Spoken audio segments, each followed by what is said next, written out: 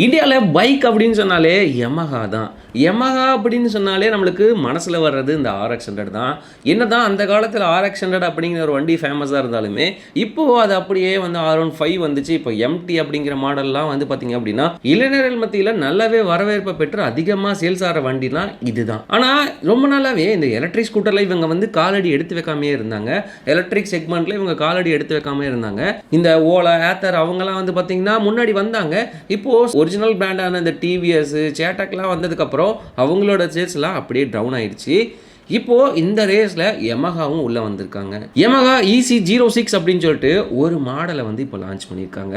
அதுதான் எல்லார் மத்தியிலையும் இப்போ ஒரு பேச்சு பொருளாக இருக்குது. இந்த வண்டியோட விலை பார்த்தீங்க அப்படின்னா 1,67,000 சொல்கிறாங்க. அப்படி இந்த 1,67,000 இந்த வண்டி ஒர்த்தா?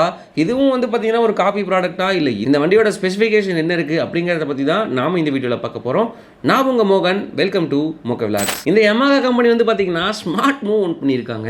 அதாவது இந்தியாவில் ஒரு start up company River Indie அப்படின்னு சொல்லிட்டு ஒரு மாடல் உங்கள் எல்லாருக்குமே தெரியும் இல்லையா? அந்த கம்பெனி வந்து பார்த்தீங்கன்னா ரொம்பவே சக்ஸஸாக போயிட்டுருக்கு. இதை பார்த்த யமஹா நிறுவனம் அது மேலே இன்வெஸ்ட் பண்ணாங்க. எப்படி ஹீரோ வந்து பார்த்தீங்க அப்படின்னா ஏத்தர் மேலே இன்வெஸ்ட் பண்ணாங்களோ அதே மாதிரி யமஹா என்ன பண்ணியிருக்காங்க அப்படின்னா இந்த ரிவர் இண்டை அப்படிங்கிற மாடலில் இருந்து இன்வெஸ்ட் பண்ணியிருக்காங்க. அதாவது அவங்களோட சேர்ந்து நாங்கள் வந்து லான்ச் பண்ணுவோம் அப்படின்னு சொல்லிட்டு இன்வெஸ்ட் பண்ணி அந்த ரிவர் இண்டி மாடலில் இருக்கிற அந்த ஸ்கூட்டரை எடுத்து அதில் சில பட்டி டிங்கரிங்லாம் பண்ணி யமஹான்னு ஸ்டிக்கரை ஒட்டி யமஹாவில் இப்போ லான்ச் பண்ணியிருக்காங்க. ஆனால் சும்மா சொல்லக்கூடாது, அந்த யமஹாவோட அந்த பட்டி டிங்கரிங்லாம் ரொம்பவே நல்லா வந்திருக்கு. அந்த ரிவர் இண்டை மாடலில் வந்து பார்த்திங்கன்னா முன்னாடி போர்ஷன் வந்து பார்த்திங்கன்னா ஏதோ ஒரு வண்டி மாதிரியே இருக்காது. அது ஏதோ ஒரு டிஃப்ரெண்ட்டான ஒரு ஃபீலில் இருக்கும். ஆனால் அதை கம்ப்ளீட்டாக ரீடிசைன் பண்ணி சூப்பரான ஒரு லுக்கில் வந்து இந்த வண்டியில் கொடுத்துருக்காங்க. அதுவும் அந்த LED லைட்டை பற்றி நம்ம சொல்லி ஆகணும். ஒரு கண்ணு மாதிரி, அந்த ரோபோட்டோட கண்ணு மாதிரி டிசைன் பண்ணி அதை வந்து கொடுத்துருக்காங்க.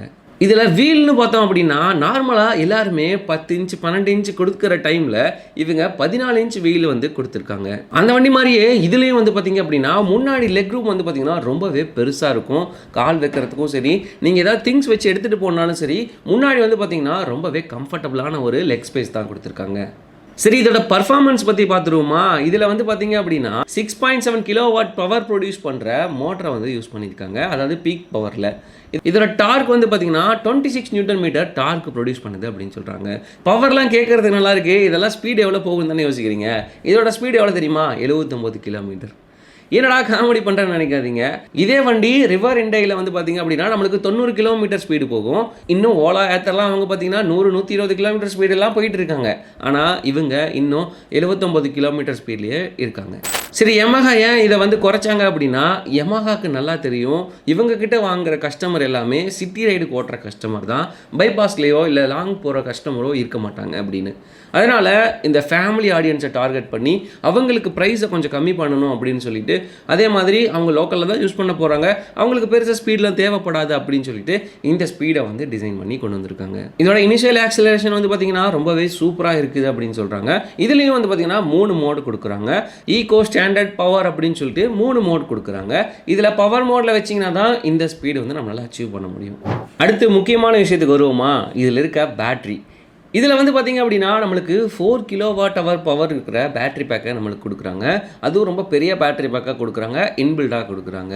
இதை வச்சு நம்மளால் ஒரு 169 கிலோமீட்டர் வரையும் ஓட்டிக்க முடியும் அப்படின்னு சொல்லிட்டு கம்பெனி சைட்லேருந்து சொல்கிறாங்க.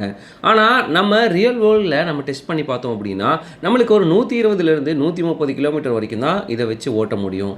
அதனால் ஒரு 100 கிலோமீட்டர் வரைக்கும் ஓட்டுறவங்களுக்கு இது ரொம்பவே கம்ஃபர்டபுளான ஒரு வண்டியாக தான் இருக்கும். சரி, அடுத்து சார்ஜிங் வருவோமா? இதில் இருக்க பெரிய மைனஸ் என்ன தெரியுமா? இதில் யூஸ் பண்ணியிருக்க சார்ஜிங் தான். இவங்க சொல்கிறது என்னென்னா 0 to 80% சார்ஜை நம்மளுக்கு 8 மணி நேரம் ஆகும் அப்படின்னு சொல்கிறாங்க. இதுவே 0 to 100% சார்ஜை 10 மணி நேரம் ஆகும்னு சொல்கிறாங்க. இப்போல்லாம் மற்ற கம்பெனி எல்லாமே 3 மணி நேரம் 4 மணி நேரம் கொண்டு வந்ததே நம்ம யோசிக்கிறோம்.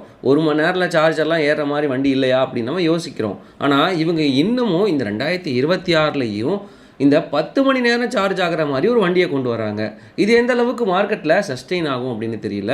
இவங்க ஏதாவது ஃபாஸ்ட் சார்ஜிங் ஆப்ஷன் அடுத்து கொண்டு வருவாங்களா அப்படிங்கிற எந்த டீட்டெயிலும் இப்போ வரைக்கும் இல்லை. சரி, இந்த ப்ரைஸுக்கு அப்புறம் வேற என்ன இந்த டிஸ்பிளே அந்த மாதிரி ஏதாவது கொடுத்துருக்காங்களான்னு கேட்டிங்க அப்படின்னா, இதில் கொடுத்துருக்க டிஸ்பிளே வந்து பார்த்தீங்கன்னா இந்த ஓலா ஏத்தரில் இருக்க மாதிரி ஒரு எல்சிடி டச் டிஸ்பிளே அந்த மாதிரிலாம் கொடுக்கல. நார்மலாக ஒரு எல்இடி டிஸ்பிளேல அந்த ஸ்பீட் என்ன போகும் அப்படிங்கிறது மட்டும் இருக்கும். ப்ளூடூத் கனெக்டிவிட்டியில் நீங்கள் சிம்பிளான பேசிக்கான விஷயத்தெல்லாம் இதில் பார்த்துக்க முடியும். அந்த அளவுக்கு தான் டிஸ்பிளே கொடுத்துருக்காங்க. இதில் பூட் ஸ்பேஸ் பார்த்தீங்க அப்படின்னா 24.5 லிட்டர் பூட் ஸ்பேஸ் வந்து கொடுக்குறாங்க. இதுவே ரிவர் இண்டையில் வந்து பார்த்தீங்க அப்படின்னா நம்மளுக்கு 43 லிட்டர் பூட் ஸ்பேஸ் கொடுத்துருப்பாங்க. ஆனால் அந்த பூட் ஸ்பேஸை இதில் ஏன் குறைச்சாங்க அப்படின்னு தெரியல. இதோட சீட்டிங் பார்த்தீங்க அப்படின்னா அந்த ரிவர் இண்டையில் இருக்க மாதிரியே லென்த்தான சீட்டாக கொடுத்துருக்காங்க. ஒரு ஃபேமிலியாக வந்து பார்த்தீங்க அப்படின்னா கம்ஃபர்டபுளாக உட்காந்துட்டு போய்க்கலாம். ஏதாவது திங்ஸ் வேணா கூட இதில் தாராளமாக வச்சு போய்க்கலாம். அந்த அளவுக்கு சீட் குவாலிட்டி வந்து நல்லாவே கொடுத்துருக்காங்க. அந்த லென்த்தும் நல்லாவே கொடுத்துருப்பாங்க. இந்த 1,67,000 ரூபாய் ப்ரைஸுக்கு இந்த வண்டி ஒர்த்தா அப்படின்னு கேட்டிங்க அப்படின்னா அதுக்கு நீங்கள் ஓலா ஏத்தர் அந்த மாதிரி மாடலில் ஏதாவது எடுக்கலாம். அதில் நிறையா ஃபியூச்சர்ஸ் நம்ம கொடுப்பாங்க. அதுக்கேற்ற மாதிரி நம்மளுக்கு அந்த டிரைவிங் எக்ஸ்பீரியன்ஸும் இருக்கும், அதுக்கேற்ற மாதிரி பர்ஃபார்மன்ஸ் இருக்கும். சரி, இதெல்லாம் போக நான் யமஹா தான் வாங்குவேன் அப்படின்னா யமஹா அப்படிங்கிறதோட பில் குவாலிட்டியை ட்ரஸ்ட் பண்ணி நிறைய பேர் யமஹாவை சூஸ் பண்ணுவாங்க. யமஹாவுக்கு பார்த்தீங்கன்னா எல்லா பக்கமும் ஷோரூம் இருக்கும். அந்த பிராண்டுக்காகவே சில பேர் வாங்குவாங்க. அதோட சர்வீஸ் சப்போர்ட்ஸ்லாம் நம்மளுக்கு சீக்கிரமாக கிடைக்கும் அப்படிங்கிறதுக்காகவும் இந்த வண்டியை வாங்குவாங்க இல்லையா? அந்த மாதிரி யோசிக்கிறவங்களாம் இந்த யமஹாவை வாங்கலாம். உங்களுக்கு டெக்னாலஜி டச் டிஸ்பிளே அந்த மாதிரிலாம் எதுவும் வேண்டாம், நம்மளுக்கு குவாலிட்டியாக வரணும், ஒரு 10 வருஷம் உழைக்கணும், சர்வீஸ் வேணும்னா கிடைக்கணும் அப்படின்னு நீங்கள் நினச்சிங்க அப்படின்னா இந்த வண்டியை நீங்கள் வாங்கலாம். இல்லை எனக்கு பர்ஃபார்மன்ஸும் வேணும், டெக்னாலஜியும் வேணும், இல்லை எனக்கு எந்த பிராண்டாக இருந்தாலும் பிரச்சனை இல்லை அப்படின்னு நீங்கள் நினச்சிங்க அப்படின்னா நீங்கள் மற்ற பிராண்டுக்கு போகிறது ரொம்பவே நல்லது. ஏன்னா அந்த ப்ரைஸ் ரேஞ்சுக்கு இது வந்து அவ்வளோ ஒர்த்தா அப்படி ஒன்றும் தெரியல. இதை பற்றி நீங்கள் என்ன நினைக்கிறீங்க அப்படின்னு கமெண்ட்டில் சொல்லுங்கள். உங்களுக்கு வேறு ஏதாவது வீடியோ வேணும்னா அதையும் கமெண்ட்டில் சொல்லுங்கள். உங்களுக்கு இந்த வீடியோ பிடிச்சிருந்துச்சுன்னா லைக் பண்ணிக்கோங்க. வண்டி வாங்கணும்னு நினைக்கிற உங்கள் ஃப்ரெண்ட்ஸ் அண்ட் ஃபேமிலிக்கு ஷேர் பண்ணிக்கோங்க. உங்களை அடுத்த வீடியோவில் சந்திக்கிற வரை